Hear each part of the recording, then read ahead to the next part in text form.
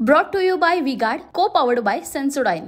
नाशिक लोकसभा निवडणुकीच्या उमेदवारी अर्ज भरण्याचा दिवस जवळ येऊ लागलेला आहे। मात्र महायुतीचा उमेदवार अद्यापही जाहीर होत नाहीये। अशातच काल शांतिगिरी महाराज यांनी आपला उमेदवारी अर्ज दाखल केला आणि त्यामध्ये शिंदे गटाकडून आपण लढण्यास इच्छुक असल्याचे संकेत त्यांनी दिलेले आहेत। त्यांनी उमेदवारी अर्जावर शिंदे गट, शिवसेना अशा पद्धतीचा उल्लेख केल्यामुळे आता शांतिगिरी महाराज हे महायुतीचे नाशिकचे उमेदवार असणार का अशा चर्चा सुरू झाल्या आहेत। आपल्यासोबत स्वतः महाराज आहेत। महाराज, TV9 मध्ये आपलं खूप खूप स्वागत।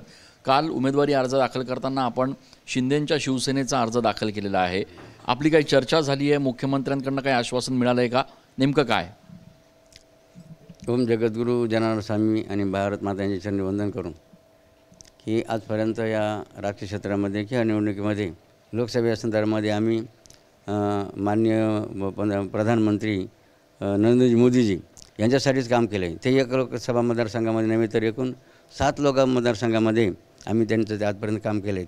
आणि त्याचप्रमाणे आपले श्री माननीय मुख्यमंत्री एकनाथ शिंदे असतील, उपमुख्यमंत्री श्री देवेंद्र फडणवीस असतील, यांच्याशी काही बैठक आमच्या वक्तव्य या संदर्भात झालेल्या आहेत। आणि म्हणून आम्हाला खात्री वाटते की आपण जर त्यांचं आजपर्यंत काम केलं तर त्यांचंही कर्तव्य आहे, ती कृतज्ञता दाखवतील आणि तिकीट आम्हाला देतील।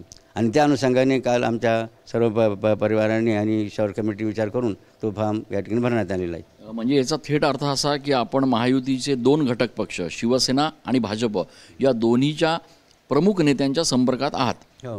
हो, तर आमची मंडळी तर दोन्ही नेत्यांच्या संपर्कात आहेत आणि आमच्या मंडळीला खात्री आहे जर आपण त्यांचं आजपर्यंत काम केलं आहे तर निश्चित ते आपलं काम केल्याशिवाय राहणार नाही। पण महाराज, एक मुद्दा इथे येतो आहे की 2 वेळेस खासदार असलेले हेमंत गोडसे हे सातत्यानं मुख्यमंत्र्यांची भेट घेत आहेत। जागा शिवसेनेला सुटेल आणि मीच उमेदवार असेल असा दावा ते करत आहेत। अशा सगळ्या गोंधळात आपलं नाव येईल असं वाटतंय का? तर बघा, श्री हेमंत गोडसे यांनासुद्धा मागच्या वेळेला आम्ही त्यांनी मदत केली आणि आमच्या काही मंडळींची बैठकसुद्धा घेण्यात आलेली त्यांच्या समेत की म्हणे की मागच्या वेळेला आम्ही तुम्हाला मदत केली तर यावेळी तुम्ही आम्हाला मदत करावी, कृतज्ञता व्यक्त करावी असं आमच्या मंडळींची चर्चासुद्धा केलेली आहे। बरं महाराज, पण काल परवाला अजय बोरस्ते शिवसेनेचे नेते यांनी असं म्हटलं आहे की महाराजांच्या संदर्भात आम्हाला कुठलाही आदेश आत्तापर्यंत नाही आणि कुठल्याही प्रकारे भ्रम तयार करण्याचा विषय कोणी घेऊ नये। काय वाटतंय? आम्ही तर भ्रमचा विषयच नाही, तर आमच्या सर्व भक्त परिवारांनी पहिल्यापासून ठाम निर्धार किंवा विचार केलेला आहेत की ही लोकसभेची निवडणूक यावेळेला कोणी तिकीट देऊ अगर न देऊ, लढायचं आणि जिंकायचं असा निर्णय ठाम ठरलेला आहे। पण मग जर दोन्ही पक्षांकडून महायुतीच्या घटक पक्षांकडून आपल्याला उमेदवारी देण्यात आली नाही दुर्दैवानं, तर आपली भूमिका नेमकी काय असणार?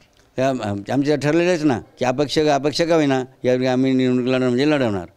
पण याच्यामुळे हिंदू मतांचं विभाजन होईल असा देखील कयास लावला जातोय। तर खरे हिंदू कोण आहेत हे त्यांनी समजावं। खरे हिंदुत्वाचा प्रचार कोण करतं हे त्यांनी काय ठरावं। आणि बाबांना तर असं वाटतं त्यांनी विशेषतः की प्राधान्य की बाबांना यावेळेला देऊन त्यांनी काय करावं, त्यांचा अर्ज मागे घ्यावा।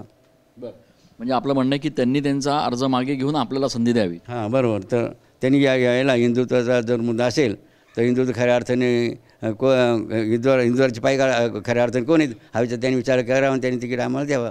महाराज, जर महायुतीचा उमेदवार लवकर जाहीर झाला असता तो आपल्या निमित्तानं का होईना, मात्र त्यांनी फायदा झाला असता, कारण महाविकास आघाडीच्या उमेदवाराच्या प्रचाराची आता आघाडी बघायला मिळते। किती फरक जाणवतो? उशीर झाल्यामुळे किती फटका बसू शकतो?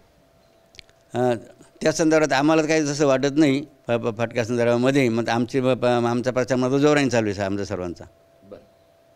खूप खूप धन्यवाद महाराज, आपण आमच्याशी चर्चा केली। शांतिगिरीजी महाराज यांनी काल उमेदवारी अर्ज आपला जो दुसरा दाखल केला आहे त्याच्यामध्ये शिवसेना शिंदे गटाचा उल्लेख केलेला आहे। महायुतीचा नाशिकचा उमेदवार अद्यापही जाहीर झालेला नाही आहे आणि त्यामुळे शांतिगिरी महाराज महायुतीचे उमेदवार असतील का याचं उत्तर नाशिककरांना पुढच्या काही दिवसांमध्ये निश्चितपणे मिळेल अशी अपेक्षा आहे। कॅमेरा पर्सन आकाश येवलेसह मी Chandan Pujadhikari, TV9 Marathi. Brought to you by V-Guard, co-powered by Sensodyne.